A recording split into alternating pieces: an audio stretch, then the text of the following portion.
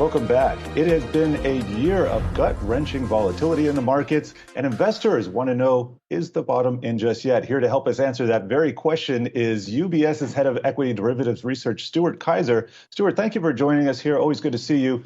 I'm looking at the market action. The market is pricing in more and more rate hikes, it seems, every week, and we have inflation as this bogeyman. Then we have some earnings mishaps. So you think Facebook. All in all, the Nasdaq was off about 20%, 19% plus from its highs, but it's recovered a bit, and you're not ready to call the bottom yet. Why is that? Yeah, we're not. And good morning, Jared. I think our view is that the first few weeks of this year, we're driven much more by macro concerns, higher interest rates, pricing the Fed, inflation, and things of that nature. And, since then, we've had a window of opportunity here where earnings, kind of took over. And obviously, Facebook was a big sell-off, but a lot of the other tech companies reported really strong earnings and kind of allowed the market to recover. Now that that's over, we've had about 70% of S&P earnings and about 80% of tech earnings have now reported. We do think the focus kind of shifts back to the macro side of the ledger with inflation this week. And, to your point, there's been a lot of macro uncertainty. The ECB, the Bank of England, both tightening alongside the Fed now, as well as, a series of high inflation prints that we expect over the next few months. So you put that all together, we don't think the bumpy ride is over.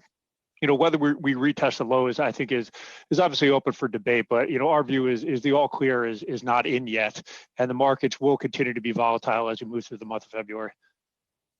Stuart, you mentioned Meta. What do you think the aftermath is after a report like that? It depends stock by stock, right? Some companies will quickly respond to a sell-off like that, through buybacks and things like that, or, through reassuring guidance to try to support the stock. I think if you look bigger picture from a macro perspective, when you get these kinds of like volatile market shocks, it usually does take the market a period of time to recover from them. The previous, not last week, but the previous week to that, you had 5 consecutive days of intraday volatility that would have ranked in the top 5% since 1982. And when we looked at the history of those types of situations, it took 1 to 3 months for the market to completely recover. So, whether that applies directly to the single stock level, I think it depends on a case-by-case basis. But I think what that does tell you big picture is when you get that kind of shock, there's usually a reason for it. And it does take investors a bit of time to get comfortable kind of reinvesting. Well, and then what kind of all clear signals are you looking for? You mentioned that phrase before. If we're expecting that it's going to take maybe 1 to 3 months for the market to recover, how do we know when we arrive at that point? I think that's the $1 million question. From our perspective, it would be, frankly, the market's just simply behaving in a more rational fashion, right? We've had very volatile markets, both close to close and intraday. We had a steeply inverted VIX term structure. And frankly, from a fundamental perspective, we believe we're in a period where the forward outlook for growth is decelerating. And inflation has not yet reached its peak, and we don't think it's going to peak, for a few months. So I think, look, some clarity on the inflation outlook would certainly help. Some clarity on the policy outlook obviously would certainly help. The Fed seemed to intentionally want to leave a lot of things on the table to give themselves flexibility, but flexibility from the market's perspective means a wide range of outcomes. So, I think frankly here we need to see the data continue to improve, inflation to kind of stabilize, and then this is a little bit qualitative, but just more clarity on where policy is going to go for the next few months, because those forecasts, both from the street and from the Fed themselves, have been quite fluid over the recent history.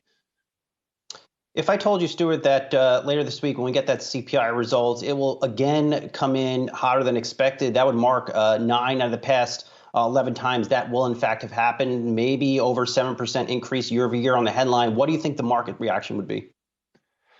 Okay, I think if we get another above consensus print, the market's not going to respond positively to that, because they're going to have to ratchet up the hawkish pricing of the Fed yet again. And to your point, 7% last month. The market is looking for something 7.25 or higher this month, and we think you may get a similar print next month. So I think that's the biggest challenge with inflation, frankly, is we've had a lot of very strong prints. We've been beating consensus, and frankly, the end is sort of not clear in terms of A, when we're going to see the peak, but B, when we're going to be confident enough to call the peak. You're not going to believe me if I say inflation peaked in March. You're going to want to see a couple of data points after that. So again, another above consensus number, and we're actually a little bit below consensus for this week, to be clear, but I think another above consensus number, the market would react negatively to that, because you would just have to increase hawkish Fed pricing, and it would either delay the time we get to the peak or perhaps increase what people think the peak is going to be. And I don't think either of those things are particularly positive for equity markets. Stuart, I'm going to shift gears here. We're lapping the whole GameStop Reddit phenomenon 1 year in here. And in your position, studying equity derivatives, stock options and whatnot, I'm just wondering how the character of the retail trader has evolved over the last year, if you're still seeing those flows from some of those retail investors in the same trading manner that they were a year ago. Yeah, it's a great question, Jared. Look, about 2 weeks ago, when tech earnings were about to kick off, we did see a bit of an increase in retail participation in options markets. But to be honest, that increased participation was coming off what would have been the lowest levels we had seen in 12 to 18 months. So we have seen a little bit of a pickup during earnings, but we are still, again, at the lowest levels that we saw during 2021 or slightly a bit above them. So for whatever reason, and there's a lot of people that speculate why retail gets involved versus doesn't get involved, but that participation has declined meaningfully. And I think it is interesting that it didn't really rebound too much during earnings, especially when those popular tech stocks were reporting earnings, right? And that's a time you might have expected retail to get more engaged from an options perspective. But I think the quick headline here is it's up a bit relative to where it has been, but still at what you would call like 12-month lows. All right, we have to leave it there, but really great stuff from you. Glad you stopped by here. Stuart Kaiser, UBS Head of Equity Derivatives Research.